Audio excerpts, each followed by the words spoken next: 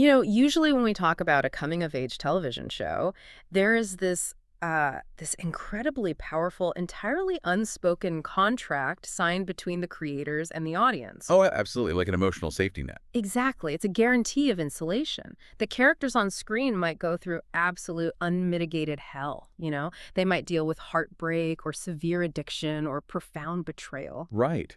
But they are ultimately protected by the locker-lined walls of their high school. Yes. The stakes, no matter how emotionally devastating they feel in the moment, they're contained within that temporary universal bubble of adolescence. You watch these shows knowing that fundamentally the characters are safe from the true grinding gears of the real world. It is a very specific, carefully managed ecosystem. I mean, in that high school environment, if you fail a calculus test or lose your boyfriend to your best friend, your brain processes it as the end of the world. Oh, 100%. It feels like death.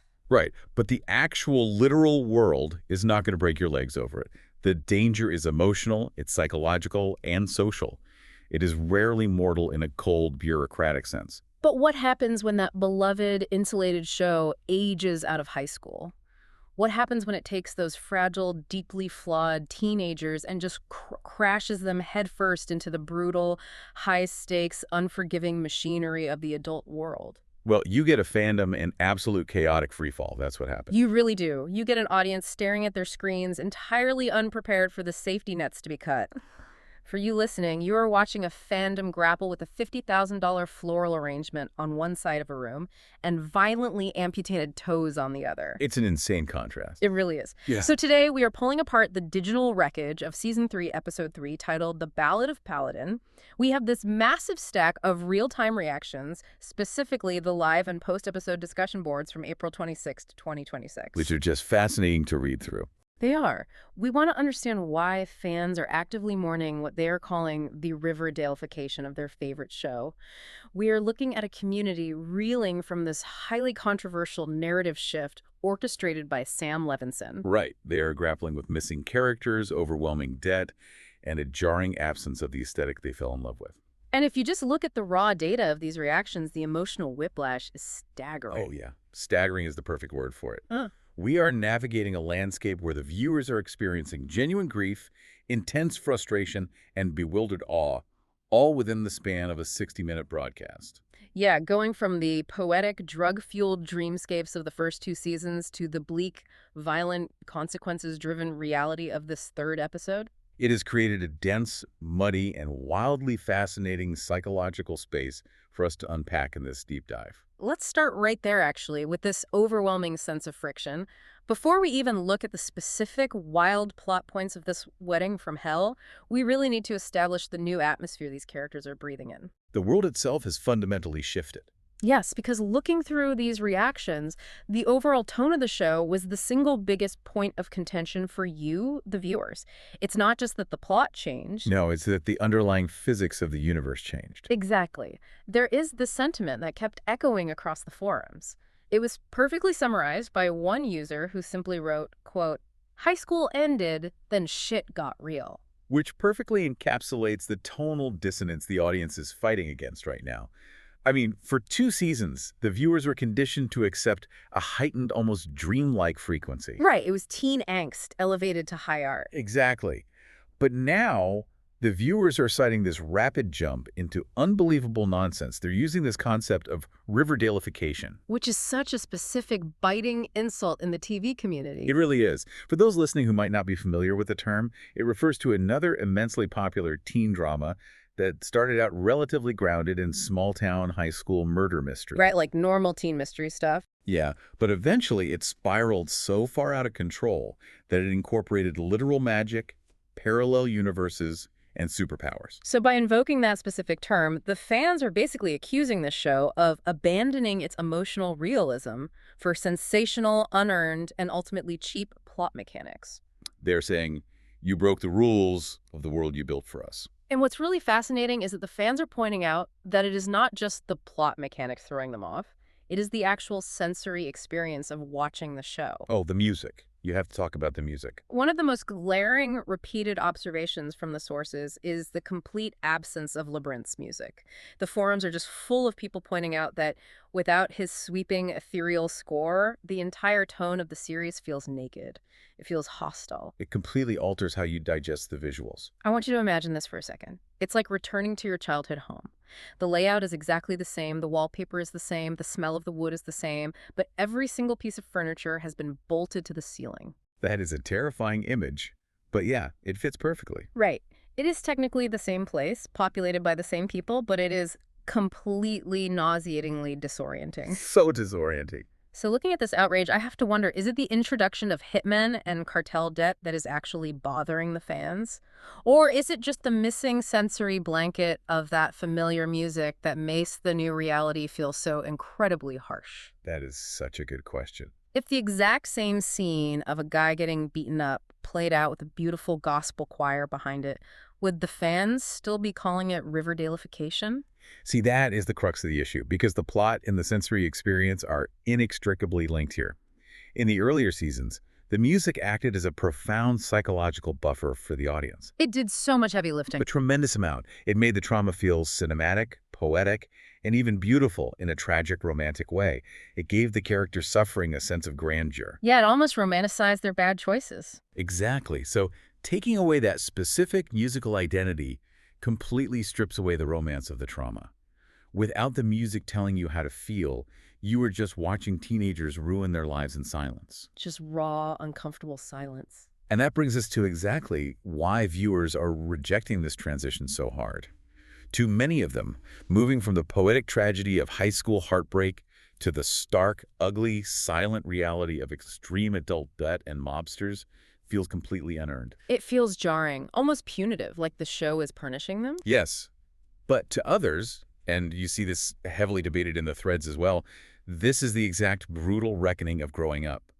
The real world doesn't provide a sweeping atmospheric soundtrack when a loan shark comes to collect. No, it definitely doesn't. It's just quiet, it's awkward, and it's utterly terrifying. Which brings us perfectly to Cassie, because Cassie has to stay completely submerged in a loud, distracting delusion, because the second she experiences that quiet, terrifying reality, she's going to shatter. Oh, she would completely disintegrate. Let's look at how the show visualizes this denial. We move from the abstract feeling of the tone directly into the $50,000 floral nightmare of Cassie and Nate's surreal, campy nuptials. The aesthetic of this wedding was completely dominating the conversation online. Nightmare is really the only accurate way to describe it, both aesthetically and psychologically. The sheer excess is suffocating. I mean, just visually suffocating. And the fans were buzzing about this sheer excess, specifically fixating on the $50,000 worth of flowers. They immediately recognized this as a brilliant, if terrifying, symbolic callback to Season 2. Oh, right, where Cassie surrounded herself with hundreds of flowers in that desperate, pathetic bid for Nate's attention. Exactly. But here, the flowers aren't a bid for attention anymore. They are weaponized wealth. They are a literal barricade. A barricade protecting her from the truth. And inside that barricade is the ice sculpture. Look, we have to talk about this ice sculpture because the internet practically broke trying to decode it. It was melting, it was weird, and the fans went wild. Fans were absolutely bewildered by this bizarre melting centerpiece, with dozens of comments actively comparing its strange features to various highly polarizing real-world political figures. Which is such a wild leap, but they were so confident about it. Now, to be entirely clear to you listening, we are remaining strictly impartial here. We aren't taking a stance on the sculpture's supposed political leanings or what the creator intended. Right, we were just reporting the data. Exactly. But as an observation of fan reaction, it is wild that the audience immediately projected real-world political imagery onto a piece of melting party decor. Well, the fact that the audience is projecting that kind of chaotic, real-world division onto an ice sculpture proves how successfully the show has cultivated an atmosphere of the absurd. It really does. The whole environment feels feverish. And that absurdity, that fever dream, is anchored entirely by Cassie's deeply unsettling behavior. If you look at the fan observations of her actions during this event, she is completely pathologically obsessing over traditional gender roles. Like beyond the pale obsessed. She is having an absolute out-of-body meltdown over her own minor physical discomfort. A flying champagne cork hits her in the eye, she starts bleeding slightly, and she spirals into a total panic about her ruined wedding aesthetic. Just completely losing her mind over a tiny cut. Meanwhile, literally feet away from her, her new husband, Nate, is getting brutally, systematically beaten by dangerous men, and she completely ignores it. She doesn't even flinch. And the fans were entirely captivated by this psychotic detachment. The praise for Sydney Sweeney's acting in these forums is off the charts. She was phenomenal. One user called her performance anxiety-riddled, saying she delivered just enough camp to make the horror palatable. They specifically compared her performance to a demented Mia Goth in Pearl. Oh, the Mia Goth comparison is spot on, that terrifying manic smile. They loved the scene of her crying for purely selfish, superficial reasons while the love of her life is being pulverized. But I really have to push back on Cassie's total loss of humanity here. Okay, let's hear it. I am reading these comments praising the writing, but I am struggling to buy it. I mean, is Cassie really like a captain going down with a sinking floral ship, willfully and aggressively ignoring the water rushing in, because acknowledging it means she has to admit she made a terrible mistake? That's a strong analogy. Because if we look at the history of the character, she hasn't shown this level of sociopathic compartmentalization before. In season 2, she wept excessively, hysterically, over Nate getting beaten up by Fez at a party. And she was just the secret side piece back then. Exactly. But now that she has achieved her ultimate goal and is his actual wife, she doesn't care at all. Are the fans right to call this brilliant psychology? Or is it just that the writers needed her to be blind to the violence for the sake of the scene's campy, horrific aesthetic? It's a highly polarizing character choice, I'll give you that. But if we really dig into the psychology of the trophy wife's survival mechanism, it is incredibly consistent with her character's damage. You think so? I do. What we are seeing, and what the writers are brilliantly weaponizing here, is the persona of the spoiled, dumb, dramatic blonde. Oh, they are definitely leaning into that. The show knows perfectly well that right now absolutely no one in the audience likes Cassie, so they are leaning into her most grating qualities. Her delusion isn't just vanity anymore. It is an extreme, desperate, psychological defense mechanism. Oh, like a massive sunk cost fallacy. Exactly. Think about the sunk cost fallacy. If she acknowledges that the man she blew up her entire life for, the man for whom she destroyed her relationship with her sister, betrayed her best friend, and abandoned her dignity. Yeah, she literally burned her entire life down for him. Right. If she acknowledges that this omnipotent alpha male is now a helpless, indebted victim bleeding on a dance floor, her entire reality collapses. So she just blocks it out entirely. The $50,000 in flowers is camouflage. Yeah. The obsession with the traditional submissive wife role is a shield against her own agency. She is ignoring the violence because staying locked in her campy, superficial delusion is the only thing keeping her from a complete, institutionalized mental breakdown. So she is chemically sealing herself inside this fantasy. The $50,000 fantasy is literally masking a $500,000 nightmare. It really is. Because while she is agonizing over a champagne cork, the reality of the adult world is tearing her husband apart. The stakes for Nate Jacobs have fundamentally shifted, and the audience is struggling to process the fallout. We learn that Nate owes $500,000. The viewers are suddenly thrust into a completely different paradigm here. Yeah, this isn't high school blackmail anymore. No, this isn't stealing a tape from your dad's study to assert dominance over a cheerleader. Yeah. This is terrifying, highly organized, inescapable crime debt. And the show does not spare the audience the reality of that debt. The live threads are filled with fans reeling from the brutal, highly visceral, cinematic beating of Nate. It was hard to watch. And we have to talk about the mutilation. We have to talk about the toe thing. The toe thing. One user just wrote, "Did they really have to film the toe thing? Ew, bruh." Another noted they had to physically look away from their screen, citing the incredibly unsettling background music playing underneath the screams. It was so visceral. It wasn't stylized violence. It wasn't a cool slow-motion fight scene. It was gruesome. It was pathetic and humiliating. They cut off his toe. But here is where the reaction gets really fascinating. Oh, the character assassination complaints. Yes. The fans aren't just grossed out by the gore, they are actively angry at the writing. They are flooding the boards with complaints about character assassination. They feel like he's a totally different person. They feel like Nate is acting completely out of character in the moments leading up to his downfall. Multiple users literally asked if Nate got a lobotomy off screen. They were pointing specifically to the limo scene leading up to the wedding. Fans described it as giving off pure Wolf of Wall Street energy. Oh, totally. Just toxic finance bro energy. Just two deeply delusional, financially ruined men hyping themselves up with toxic, empty, almost comical bravado.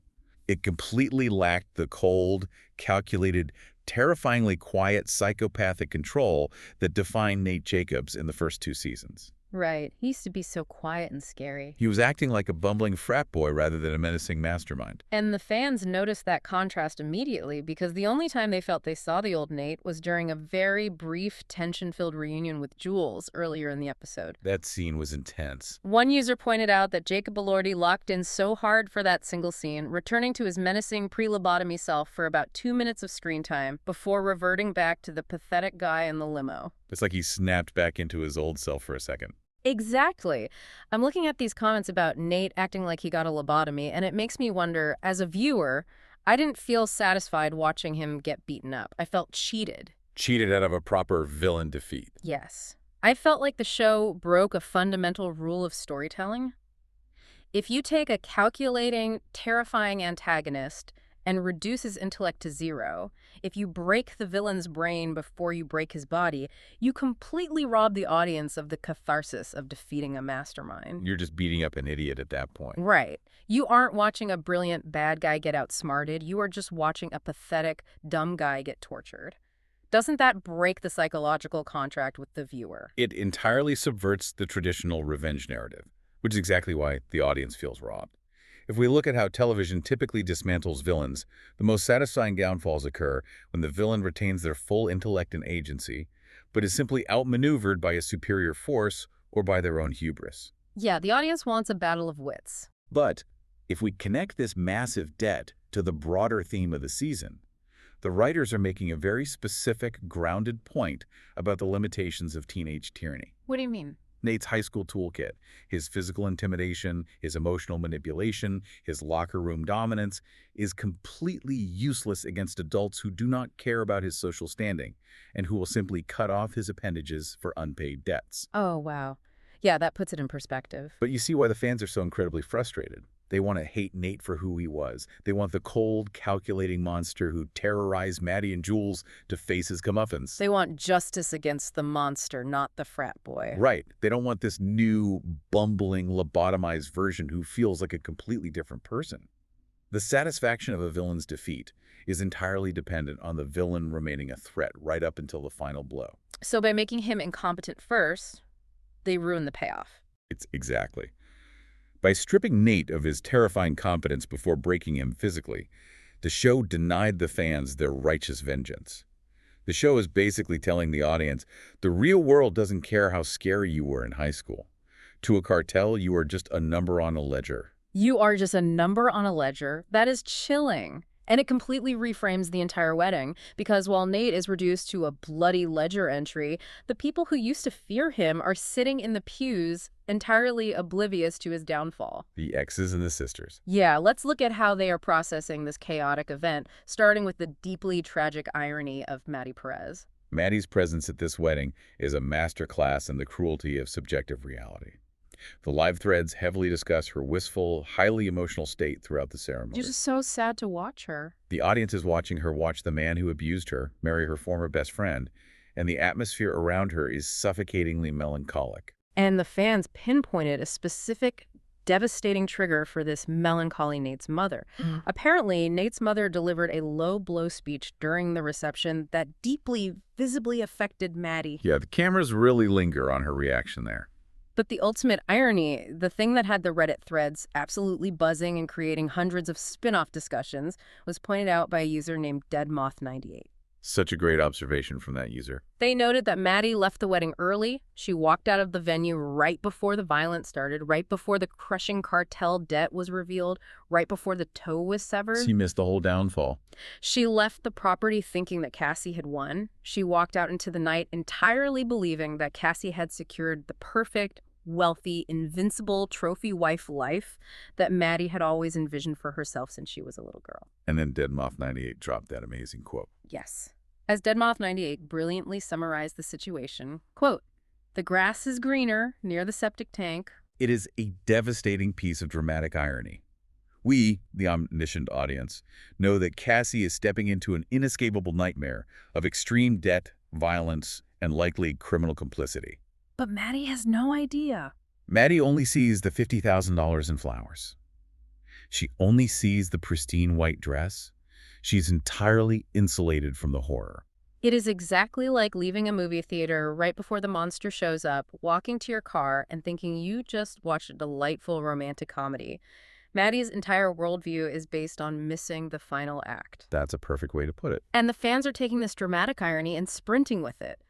There is a massive, highly upvoted theory circulating in these threads right now about the future of their dynamic. Oh, the OnlyFans theory. Yeah, the fans predict that once Cassie realizes Nate is completely broken in danger, her entire trophy wife illusion will shatter and she will be forced to survive in the city. The theory suggests Cassie is going to run back to Maddie, begging for help to enter the modeling, OnlyFans, or adult entertainment world just to pay off the cartel debt. That theory speaks volumes about how the fans view the rapidly shifting power dynamics between these two women. The audience desperately wants Maddie to hold the cards. They really do want a revenge arc for her. But what is truly tragic here, and what elevates this episode beyond simple teen drama, is Maddie's character arc in this specific moment. As the fans are realizing, Maddie isn't necessarily hung up on Nate the person. Right, she's not missing the guy who abused her. She isn't pining for her abuser.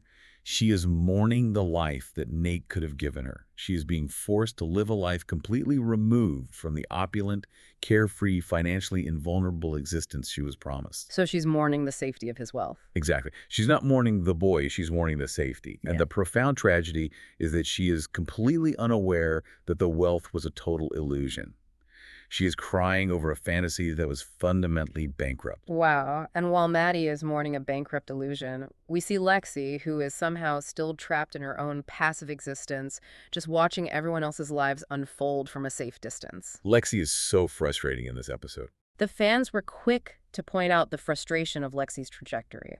I mean, despite her massive success with her controversial play last season, where she seemingly seized control of her narrative, she is still fundamentally a bystander in this adult world. She hasn't evolved at all. The threads highlighted a bizarre, almost surreal interaction at the reception where Lexi awkwardly asks someone if they're a virgin, and the response she gets is just better than herpes. It was such a jarring line. It is such an out-of-place line. It just highlights how utterly disconnected she is from the adult conversations happening around her. Furthermore, the fans are acting as meticulous internet detectives here. Oh, they always do. They noticed the missing scenes. Yes. They pointed out that there were specific shots in the preseason promotional trailers showing Lexi acting very confident, flirting with men at this exact wedding, and those scenes were entirely cut from the final episode. Completely scrubbed. She remains the eternal audience member, sitting quietly even in the movie of her own life. It highlights a narrative stagnation that deeply frustrates an audience looking for character growth. If the show is about the brutal transition into adulthood, Lexi is the character refusing to cross the threshold. She's just standing in the doorway. But if Lexi is stagnant, our next character has undergone a transformation so radical, so entirely alien, that it is actively alienating the viewer. You're talking about Jules. Yes. Maddie isn't the only former flame at this wedding. The presence of Jules brings a whole new layer of deeply uncomfortable, almost incomprehensible tension to the event. Uncomfortable is putting it mildly. The fan reaction to Jules in this episode borders on revolt. We have to talk about Jules' aesthetic shift and what the fans are furiously calling her controversial compassion. The visual storytelling with her is wild right now. Fans are noting that Jules is literally getting wrapped in plastic. Her new style is drastic, highly artificial, synthetic, and completely divorced from the colorful, anime-inspired, ethereal looks of the first season. She looks like a completely different person. But what really ignited the message boards wasn't her outfit. It was her deeply unsettling conversation with Cal Jacobs, Nate's father, the man with whom she has an incredibly dark, legally complicated, and traumatic history. This specific interaction was a massive flashpoint for the fandom. Yeah. I mean, it completely broke their understanding of the character. Huge flashpoint. That word doesn't even cover the sheer volume of outrage. The fans cannot fathom why Jules would go out of her way to hold a polite, almost forgiving, soothing conversation that seemingly puts Cal's conscience at ease. After everything he did to her. Right. Given the severe trauma he inflicted on her and the massive power imbalance of their past, the viewers are demanding to know her motivations. Why is she even at this wedding? Well, there was a lot of debate about that. Some fans pointed out that Rue heavily pressured her to go, but other fans brought receipts to the debate. They pointed out that creator Sam Levinson actually confirmed in a behind-the-scenes audio snippet that Jules went to the wedding, at least partially, just to see Nate. Which is just a massive bombshell for her character arc. Add to that the overwhelming fan observation that Jules seems completely coldly over Rue, while Rue is visibly, painfully, and tragically not over her. We are looking at a dense, almost impenetrable psychological knot here. The audience is applying traditional narrative logic to a character who is operating on pure trauma survival instincts. But is it a brilliant portrayal of survival instincts, or is it just lazy writing? I'm putting on the hazmat suit and wading into the fan outreach here because I think the fans have a valid point. Okay, let's hear the argument. Why would someone offer grace to their abuser? Is Jules doing this to take back her power? Is she looking Cal in the eye to prove he holds absolutely no sway over her emotional state anymore? That's a strong possibility. It's like putting a hazmat suit over your emotions. She isn't forgiving him because she's healed. She's forgiving him because she has chemically sealed herself off from the blast zone of their shared history. She's neutralizing him by turning him into a non-entity. Turning him into nothing. Right. But the fans are heavily pushing back on that interpretation. They suspect this is just bad, inconsistent writing meant to artificially force these characters into the same room for the sake of drama. What is actually happening here? If we rigorously unpack the complex, highly toxic web-connecting Jules, Nate, and Cal, we have to look at how television typically handles trauma versus how actual human beings handle it. Okay, that makes sense. The fans want a linear, triumphant narrative of empowerment. They want Jules to be a badass who confronts her abuser, delivers a stinging monologue, and walks away in slow motion. Yeah, that is the classic television language of healing. Exactly. But severe trauma is rarely that clean, and it rarely makes sense to outside observers. By wrapping yourself in literal and metaphorical plastic, by adopting this highly artificial, synthetic new aesthetic, Jules is creating an impenetrable surface. Right. Nothing can stick to plastic. Nothing sticks.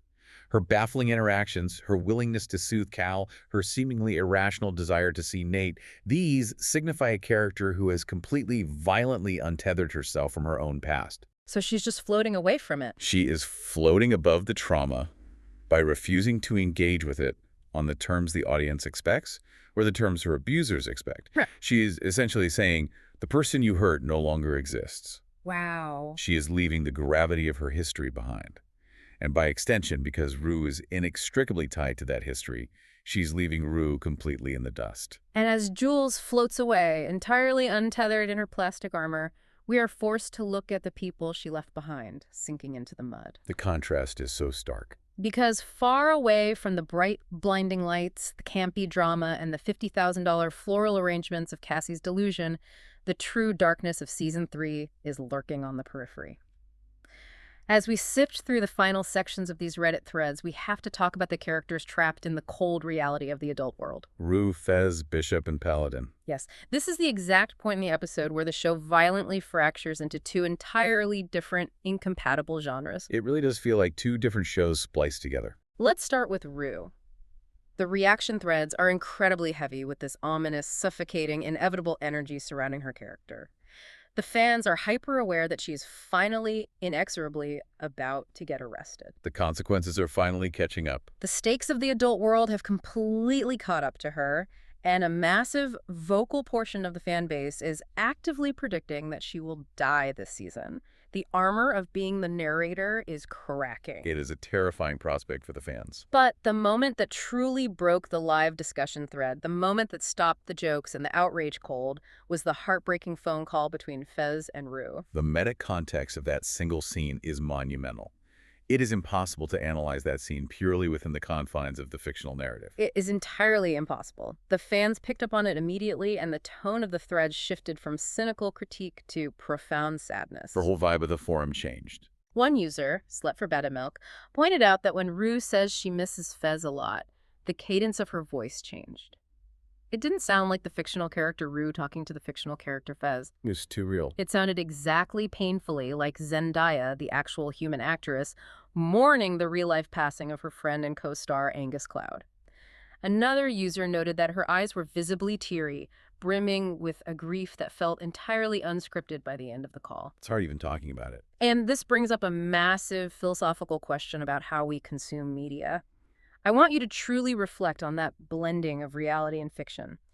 When real-world tragedy bleeds so overtly, so rawly into a scripted television moment, when we're watching an actor's actual unfiltered grief being broadcast through the vessel of their character, does it fundamentally change how we consume the entertainment? It has to. As an audience, are we bearing witness to a beautiful tribute, or does it cross a line into something almost too voyeuristic to bear? How do we ethically consume a performance that is rooted in someone's actual pain? It is one of the most complex dynamics in modern media. It completely shatters the fourth wall, but it doesn't do it for comedic effect or meta commentary. Right, it shatters it through profound, shared human melancholy. The audience is suddenly thrust into a deeply parasocial grieving process. You are no longer evaluating the writing or the plot. You are confronting the fragility of the actual human beings who make the art you consume. It demands a level of empathy that you don't usually bring to a TV show. Exactly. It completely transcends the standard relationship between a television show and its audience. And brilliantly, or perhaps cruelly, the show sharply contrasts this raw, bleeding human grief with the introduction of the new, entirely unfeeling characters in Rue's orbit. Specifically, the hitman, Bishop. Yes, the pivot to Bishop is giving the fans severe emotional whiplash. The fans absolutely love him, which is fascinating given the context. They were fully expecting a cliché, hyper-aggressive, screaming cartel enforcer. Like a typical mob guy. But instead, the show introduces this guy with a deadpan, almost robotic, monotone voice. The Reddit boards are obsessed with his incredibly dry, terrifyingly calm interactions with the sociopathic drug dealer, Lori. Bishop and Lori represent the actual, grounded, terrifying underworld that Rue is trapped in. They are the avatars of the adult world's consequences. They bring that absolute silence we talked about earlier. Think about the masterful, albeit jarring, contrast we are seeing in this single hour of television. On one side, you have the loud, hysterical, brightly lit, deeply campy drama of the high schoolers screaming at a $50,000 wedding over a champagne cork. Right, total chaos. On the other side, you have the cold, monotone, ruthlessly efficient, utterly silent reality of hitmen and drug kingpins conducting business. The show is operating in two completely different realities right now, and Rue, with all her raw, metatextual grief, is the only fragile bridge connecting them. Which brings us, finally, to the namesake of the episode itself. The title that had fans speculating for a week, The Ballad of Paladin. Oh, this is the best part of the whole thread. If you haven't seen the episode and you are just hearing about hitmen and cartels, you would reasonably assume Paladin is a new assassin, or the name of a new highly addictive drug, or a cartel codename. Something dangerous, right? But as the Reddit threads gleefully and somewhat tragically reveal to anyone reading, Paladin is a bird. A literal bird. A bird. And the fans are absolutely losing their minds over it. In the midst of all this trauma, amputations, and grief, the fans are in the comments fiercely debating and joking about whether this exceptional, smart, seemingly innocent bird accidentally drank some tainted cartel water. They care more about the bird than anything else. Users are getting tens of thousands of upvotes for comments saying things like, "Rest in peace, Paladin and Nate's little toe," but mostly Paladin. They are actively, passionately mourning a background bird more than they are mourning the violent, gruesome dismemberment of a main character who has been central to the show for 3 years. Which perfectly encapsulates the surrealism of this entire collective viewing experience. When the violence happening to the human characters becomes too absurd, too bleak, or too disconnected from the emotional core that defined the early seasons, the audience reaches a saturation point. Like compassion fatigue. Exactly, compassion fatigue. And as a result, they transfer all of their remaining empathy to the only pure, innocent thing left on the screen. A bird. A bird. It's a psychological defense mechanism executed en masse by the audience. It perfectly mirrors Cassie's defense mechanism with the flowers. Oh, wow. That is a brilliant parallel. Cassie focuses on the $50,000 floral arrangement, so she doesn't have to look at the blood on the floor. The audience focuses on the well-being of a bird, so they don't have to fully process the overwhelming, suffocating bleakness of the universe these characters have inherited. So as we stand back and look at the digital wreckage of this single hour of television, what does this all mean for us as viewers? As we wrap up this deep dive, it is clear we are looking at a masterclass in friction. Pure friction, yeah. We are watching a story force its characters through a terrifying, non-consensual transition into adulthood. We are witnessing the glaring, almost sickening contrast between the campy, $50,000 delusions of youth and the brutal, monotone, inescapable reality of a hitman collecting a debt. It's just two worlds violently colliding. And most importantly, we are documenting the massive, volatile friction between a television show's natural, perhaps inevitable evolution, and its fandom's deeply held, fiercely protective expectations of what the show is supposed to be. And that is the true takeaway for you, the listener, regarding how we engage with our own media consumption. Fan communities, like the ones we analyze today, act as real-time, highly sensitive barometers for storytelling and cultural shifts. They really do. They show us exactly where the lines are. Witnessing a beloved show take a massive, controversial swing, even if it's a swing that feels to many like a sudden jump into absolute nonsense, is a profound collective cultural experience. We process our own anxieties about growing up, about facing consequences, and about the loss of our own innocence by watching these fictional characters fail spectacularly to navigate it. We use them as test dummies for adulthood. The outrage on those message boards isn't just about bad writing. It's about the universal fear of losing the safety net. And it leaves us with something really important and perhaps a little uncomfortable to chew on long after the screen goes black. When a story about the messy, insulated, highly dramatic world of high school forcefully evicts its characters into the brutal, unforgiving, quiet reality of adulthood, perhaps it's not the characters who have been assassinated, That's a heavy thought. but our own nostalgic illusions about who they were. It forces us to ask ourselves a difficult question. Are we genuinely mad that the characters changed, or are we just mad because the show is reminding us that growing up rarely looks as cinematic or as beautiful as we hope it will?